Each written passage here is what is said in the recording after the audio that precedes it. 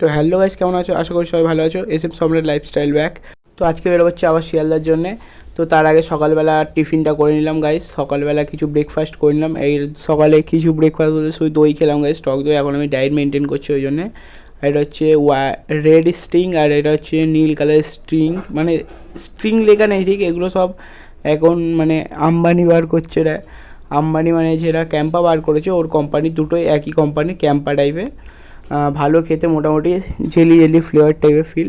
তো এখন বেরোচ্ছি। আমার বন্ধুর ব্যাগ আমার পিঠে উপরে আছে, দেখতে পাচ্ছ। আমার বন্ধু ব্যাগ নিয়ে যাচ্ছিলো, আমি বলি আমার কাছে দিয়ে, আমি নিয়েছি ওর ব্যাগটা। এখন দেখতে পাচ্ছ ট্রেন ফাঁকা।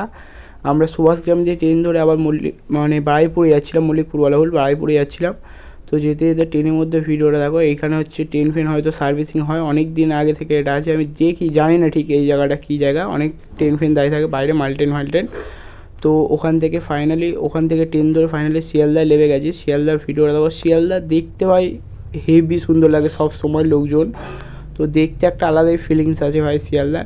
তো দেখো, এইটা হচ্ছে রাম মন্দির। শিয়ালদা চাটনি মার্কেটে যেতে রাম মন্দির পড়ে, ওই রাম মন্দির।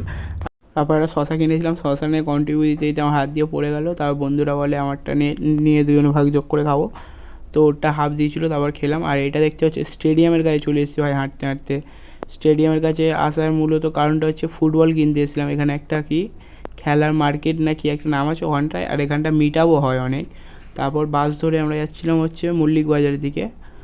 তো মল্লিক বাজারে ওখানে অনেক বাইকের পার্ট পাওয়া যায়। ওখানটা আমার বন্ধু একটা স্কুটির সামনে একটা মডগার্ড ভেঙে গেছিলো, ওখানটা আনতে গেছিলো। তো ওখানে স্কুটির মডগার্ডটা পেলো না শেষ পর্যন্ত। তারপর বলি পেলি না আর কী করা যাবে। তারপরে এখানটায় আমরা একটা বার্গার দোকানে ঢুকেছিলাম। তো বার্গার দোকানে বলছে ভিতরে ভিডিওটা করা যাবে না, কিচেনে বাইরে যা ভিডিও করার করো। তো এখানে ভালোই ডেকোরেট করা ছিল। এখানটায় অতটা লোক ছিল না, কিন্তু খাবার দাবারের কোয়ান্টিটি ভালো ছিল। এখানে আসলে আসতে পারো, মল্লিক বাজারের একদম পাশেই দোকানটা। তো এইটা হচ্ছে বার্গার, আর একটা কম্বো নিয়েছিলাম। মোটমাট একটা বার্গার একটা জুস ছিল, 140 টাকা নিয়েছিল। ভালোই খেতে ছিল মোটামুটি।